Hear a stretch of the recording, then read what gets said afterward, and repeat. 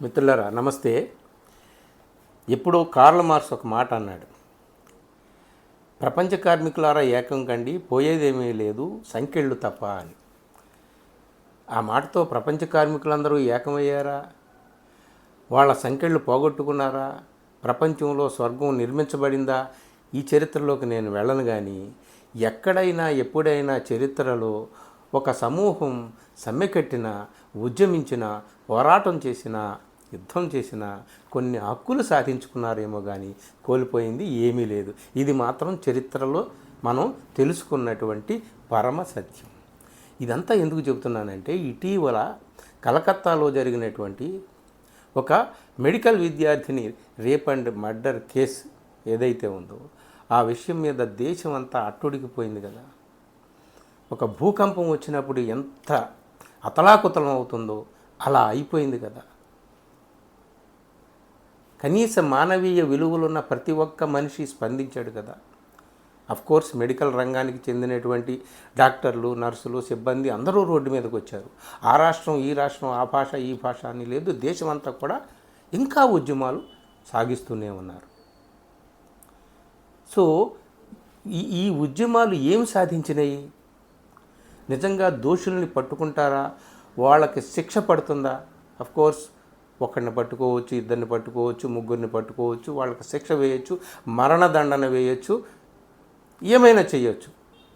అలా నిందితులకు శిక్ష పడాలి కూడా. ఆ విషయంలో ఎవరికి రెండో పాయింట్ ఉండనే ఉండదు. కాబట్టి దాన్ని పక్కన పెడదాం. అయితే మిత్రులారా, నేను చెప్పేది ఏంటంటే, యువతీ యువకులు చూసాం కదా బంగ్లాదేశ్లో ఏం జరిగిందో. వాళ్ళు ఎవరు, ఏమిటి, ఏ రకమైనటువంటి ఉద్యమం ఏం చేశారనేది కాదు, ప్రభుత్వాన్ని అక్కడ గద్దె దించగలిగారు. నియంతలా వ్యవహరించినటువంటి నేత దేశాన్ని వదిలిపెట్టి పారిపోవాల్సి వచ్చింది. ఇక్కడ కూడా అదిగో పొరుగున ఉన్నటువంటి బంగ్లాదేశ్కి పొరుగునే ఉన్నటువంటి కలకత్తాలో, వెస్ట్ బెంగాల్లో మంట రేగితే మొత్తం దేశమంతా కూడా అది దావానలంలా చుట్టేసింది కదా. అది మనం చూసాం కదా. ఇక్కడ నేను చెప్తున్నది ఏమిటంటే, హక్కుల కోసం, భద్రత కోసం, సేఫ్టీ సెక్యూరిటీ కోసం ఇదిగో యువతీ యువకులు ఉద్యమించారు. డాక్టర్లు, నర్సులు, మెడికల్ రంగానికి చెందినటువంటి సమస్త సిబ్బందితో పాటు మొత్తం అందరూ కూడా వాళ్ళతో చేతులు కలిపారు, గొంతు కలిపారు, నినదించారు, ఉద్యమాలు చేశారు. ఈ ఫలితంగా ఏం జరిగింది? శిక్షల మాట పక్కన పెడదాం. ఈ ఫలితంగా ఏం జరిగిందయ్యా అంటే, సుప్రీంకోర్టు స్పందించింది. సుప్రీంకోర్టు ప్రధాన న్యాయమూర్తి చీఫ్ జస్టిస్ డివై చంద్రచూడ్ సాక్షాత్తు స్పందించి ఒక నేషనల్ టాస్క్ ఫోర్స్ని నియమించారు. ఇది విజయం. పోరాడితే పోయేదేమీ లేదు, వస్తే హక్కులు వస్తాయి, జరిగితే న్యాయం జరుగుతుంది. ఇది జరిగింది. డివై చంద్రచూడ్ ఈ సందర్భంగా ఏమన్నారు? ఇంకా జరుగుతుంది, దీని మీద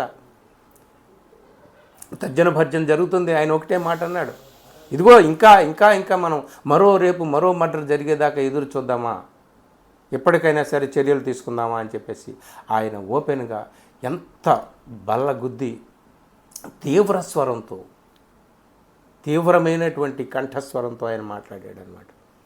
సో ఇది మంచి జరిగింది మిత్రులారా. దేశవ్యాప్తంగా యువతీ యువకులు అందరూ కూడా ఉద్యమించిన ఫలితంగా ఏం జరిగింది? నేషనల్ వైడ్ ఒక టాస్క్ ఫోర్స్ ఏర్పడింది. మొత్తం దేశవ్యాప్తంగా ఉన్నటువంటి మెడికల్ రంగంలో ఉన్నటువంటి పెద్ద తలకాయలు, బిగ్ షాట్స్, అందరూ ప్రముఖులు అందరితో కూడినటువంటి ఒక టాస్క్ ఫోర్స్ని ఏర్పాటు చేశారు. వాళ్ళు ఏం చేస్తారంటే, దేశవ్యాప్తంగా అన్ని చోట్ల, అన్ని మెడికల్ కాలేజీలు కానీ, హాస్పిటల్స్ కానీ, కార్పొరేట్ హాస్పిటల్స్ కానీ అన్ని చోట్ల కూడా మహిళలు పనిచేసేటువంటి, లేడీ డాక్టర్స్, నర్సులు పనిచేసేటటువంటి చోట ఎలాంటి పరిస్థితులు ఉన్నాయో వాళ్ళు పరిశీలించి తగినటువంటి చర్యలు తీసుకోమని సూచిస్తారు. అప్పుడు గవర్నమెంటు రంగంలోకి దిగుతుంది.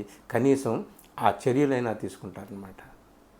మరొక చోట మరో అమాయకురాలు బలి కాకుండా ఉండడానికి ఇదిగో ఇలాంటి అన్ని చర్యలు తీసుకునేటటువంటి అవకాశం ఏర్పడిందా లేదా?